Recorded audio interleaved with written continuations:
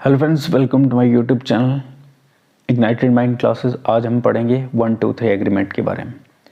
देखिए 123 एग्रीमेंट, जिसको हम इंडो यूएस न्यूक्लियर डील भी बोलते हैं, जिसके अकॉर्डिंगली यूएस ने अग्री किया था कि वो इंडिया के साथ सिविल न्यूक्लियर कॉपरेशन में कॉपरेट करेगा, और ये कंक्लूड हुआ था 27 जुलाई 2007 को। तो कुछ एग्रीमेंट के रिलेटेड कुछ पॉइंट्स हैं, हम पढ़ेंगे।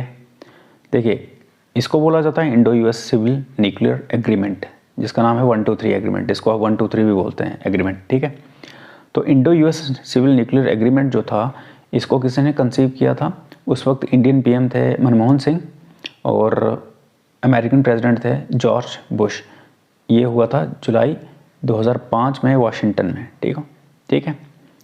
तो इसके फ्रेमवर्क के अकॉर्डिंगली इंडिया ने अग्री किया कि वो सेग्रीगेट करेगा, यानी कि सेपरेट करेगा मिलिट्री और सिविल न्यूक्लियर फैसिलिटीज़, और प्लेस करेगा सिविल न्यूक्लियर फैसिलिटी किसके under? International atomic energy agency के अंडर, जो कि IAEA है, ठीक है। देखिए, ये जो डील थी 123 की इंडो यूएस न्यूक्लियर डील, तो इसको टाइम लगा, क्योंकि यूएस को टाइम चाहिए था। और यूएस को क्यों टाइम चाहिए था ये भी बता देता हूँ। क्योंकि एक अमेंडमेंट करना था डोमेस्टिक लॉ में, ठीक है, उसके डोमेस्टिक लॉ में, और इंडिया को रिक्वायर्ड था सेपरेशन करना सिविल और न्यूक्लियर मिलिट्री फैसिलिटीज़ को। और एक इम्पॉर्टेंट एग्रीमेंट जो था इंडिया और IAEA के बीच में हुआ। तो ऑल्सो जो एनर्जी जो था न्यूक्लियर सप्लाई ग्रुप, और उसने भी इंडिया को जो था, हम बोल सकते हैं कि एग्जेम्पशन दिया, ठीक है।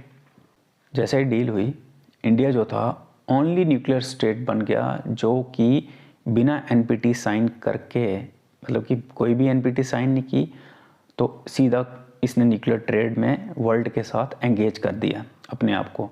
और इस एनर्जी वेवर के बदौलत, यानी कि अब इंडिया जो है वो न्यूक्लियर ट्रेड कर रहा है पूरे वर्ल्ड में, यानी कि ये हुआ था सितंबर 2008 में।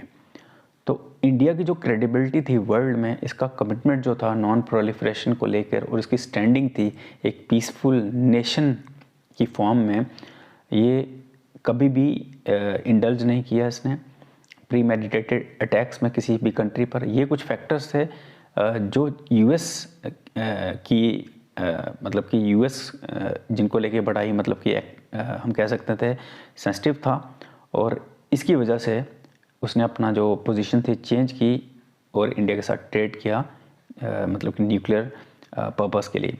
तो अगर हम आगे बात करें, तो जॉर्ज बुश जो थे, इन्होंने मार्च 2006 में इंडिया में विज़िट किया, और एक जॉइंट स्टेटमेंट जो थी, मनमोहन सिंह जो थे भारत के प्रधानमंत्री थे, तो इन्होंने इनके साथ एक जॉइंट स्टेटमेंट इशू की, और जिसका फोकस किस पे था? सिविल न्यूक्लियर कॉपरेशन के ऊपर। तो मतलब कि लगभग 4 महीने के बाद USA ने पास किया हाइड एक्ट, जिसमें क्या स्टेट किया गया था? जो US है वो कॉपरेट करेगा इंडिया के साथ सिविल न्यूक्लियर कंसर्न्स को लेकर, और एग्जेम्प्ट करेगा इंडिया को NPT साइन करने की, मतलब NPT साइन करने की ज़रूरत भी नहीं थी, और वो इंडिया जो था न्यूक्लियर ट्रेड कर सकता था पूरे वर्ल्ड के साथ। तो जो नेगोशिएशन थी किसके साथ? नेगोशिएशन जो थी दोनों कंट्रीज़ के बीच में बायलैटरल एग्रीमेंट को लेके, वो 27 जुलाई 2007 को कंक्लूड हो गई। दोनों गवर्नमेंट्स ने रिलीज़ की 123 एग्रीमेंट, जिसको हम बोलते हैं एग्रीमेंट फॉर कॉपरेशन, किसके बीच में? US और इंडिया के बीच में। इसको लेके peaceful use of nuclear energy को लेके। तो इंडिया में गवर्नमेंट ने अपोजिशन काफ़ी हुई इस इंडिया को, राइवल पार्टी से, पर्टिकुलरली लेफ्ट पार्टी से। तो 2008 में गवर्नमेंट ने सरवाइव किया नो कॉन्फिडेंस मोशन लोकसभा में, ठीक है।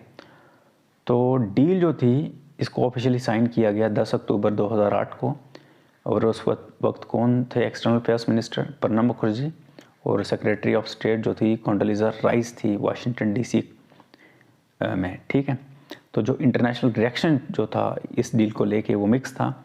चाइना ने क्या रिमार्क दिया था कि जो डील है ये एक मेजर ब्लो है इंटरनेशनल नॉन प्रोलिफरेशन रजीम के लिए।